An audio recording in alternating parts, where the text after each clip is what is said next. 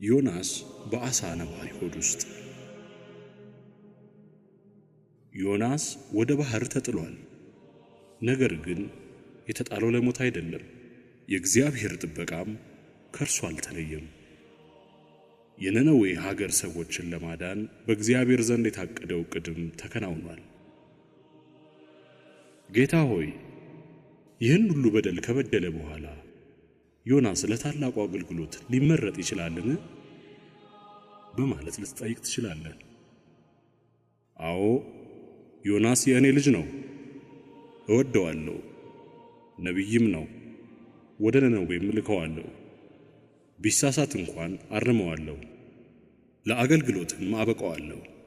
ነፍሱን አድናታለሁ፣ ከተማዋንም እርሱን ምክንያት አድርጌ እታደጋታለሁ። ያልተስተካከለውን ድንጋይ ለግንባታ ብቁ እስከሚሆን ድረስ አስተካክለዋለሁ ብሎ እግዚአብሔር ይመልስልሃል። እግዚአብሔር አገልጋዮቹ ሲወድቁ አይተዋቸውም፣ አይቆጣም። ቢቆጣም ለዘላለም አይቆጣም። ቅዱስ ጴጥሮስን ከከዳው በኋላ ተቀብሎታል። በሐዋርያዊ አገልግሎቱም እንዲቀጥል ፈቅዶለታል። እኛ የሰው ልጆች ቶሎ በመቆጣት በመቅጣት እንዲሁም ግንኙነታችንን በማቋረጥ እንታወቃለን። እግዚአብሔር ግን እንደዚህ አይደለም። ዮናስን በአገልግሎቱ እንዲቀጥል ፈቀደ። ሕይወቱን ጠብቆ ተልእኮን በአግባቡ እንዲፈጽም አደረገ። ዮናስ ወደ ባህር በተጣለ ጊዜ ባህርን የፈጠረ እግዚአብሔር ባህሩ እንዲቀበለውና ክፉ ነገር እንዳይገጥመው አደረገ። ዮናስ ወደ ባህር በተጣለ ጊዜ የእግዚአብሔር እጅ አነሳው። እግዚአብሔር ዮናስን ወስዶ ከአሳ ነባሪ ሆድ ውስጥ አስቀመጠው። በዚያም ከሁሉ ነገር ጠበቀው። እግዚአብሔርም ዮናስን የሚውጥ ታላቅ ዓሣ አሰናዳ። ታላቅ ዓሣ ያዘጋጀው ሊያጠፋው ሳይሆን ሊጠብቀው ነው።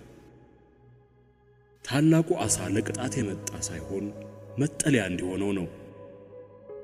በጀልባዋ ላይ ሳለ ከሚደርስበት የአካል ንክኪ፣ ማዕበል፣ ሙቀትና ቅዝቃዜ ችግር ይልቅ በዓሣው ሆድ ውስጥ የበለጠ ምቾትና ደህንነት ተሰምቶት ነበር።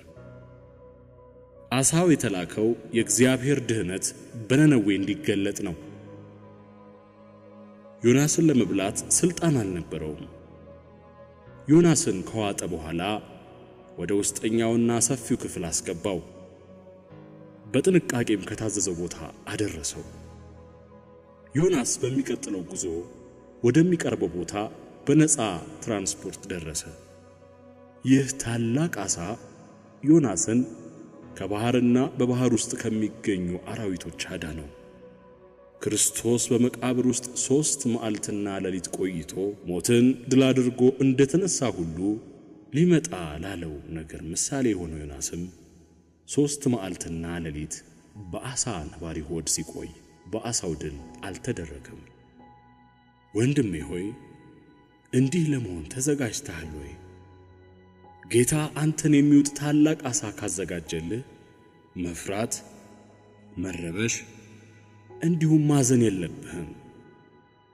ዮናስ በዓሣ ነባሪ ሆድ ውስጥ ሆኖ እግዚአብሔርን እንዳመሰገነው ሁሉ አንተም ማመስገን መጀመር ይኖርብሃል። ዓሣው ቢውጥህም ሊጎዳህ እንደማይችል እርግጠኛ ሁን።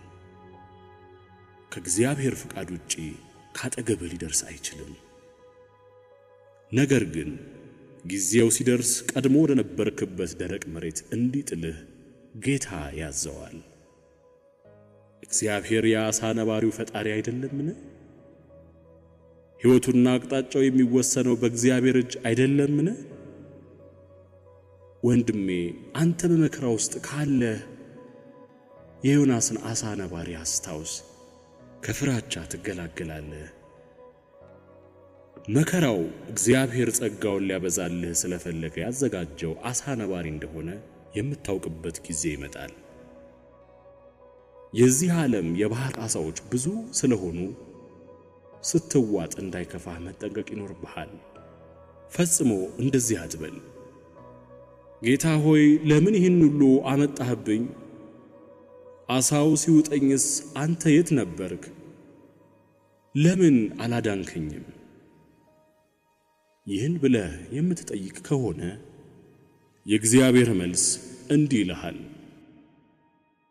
አትፍራ፣ አንተ ከኔ ጋር ከሆንክ ይበቃል። ምንም እንኳ በዓሣ ነባሪ ሆድ ውስጥ ብትገኝም እኔ ካንተ ጋር ነኝ፣ አልተውህም። ስለዚህ ወንድሜ ሆይ አትፍራ። የመጀመሪያው ባህታዊ ጻድቁ አባ ጳውሊ የተናገረውን መዘንጋት የለብህም። ከመከራ መራቅ የሚወድ ከእግዚአብሔር ይርቃል ብሏል። ዮናስን የዋጠው ዓሣ ነባሪ በጣም ትልቅ ነው። ጀልባዋንና በውስጧ የሚገኘውን ሁሉ መዋጥ የሚችል ታላቅ ዓሣ ነበር። ታላቁ ዓሣ ዮናስን በዋጠው ጊዜ ዮናስ በትልቅ አዳራሽ ውስጥ ሆኖ ራሱን አገኘው። ታዲያ ዮናስ ምንድነው ያደረገው?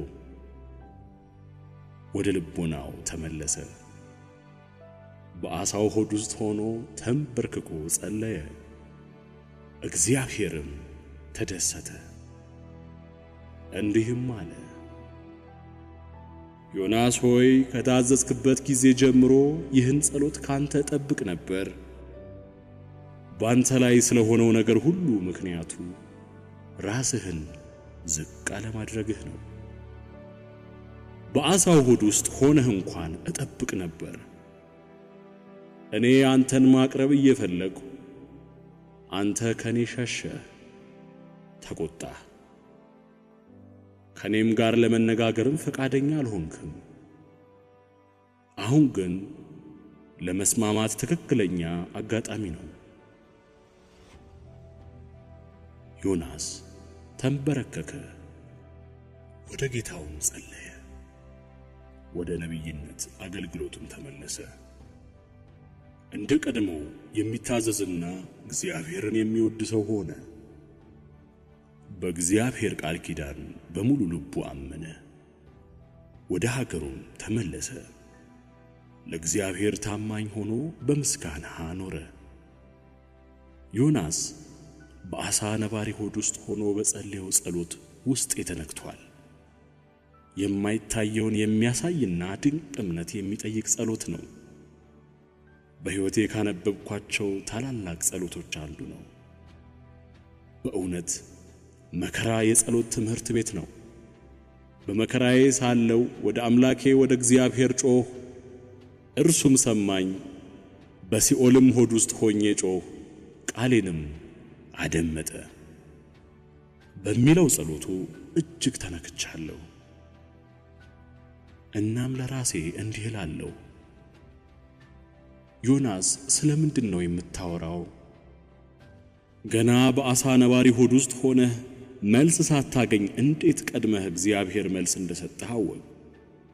ጌታዬ ሆይ ወደ አንተ ጮኽ መልስ ስጠኝ ተብሎ ቢገለጽ የተሻለ አይሆንም ነበር?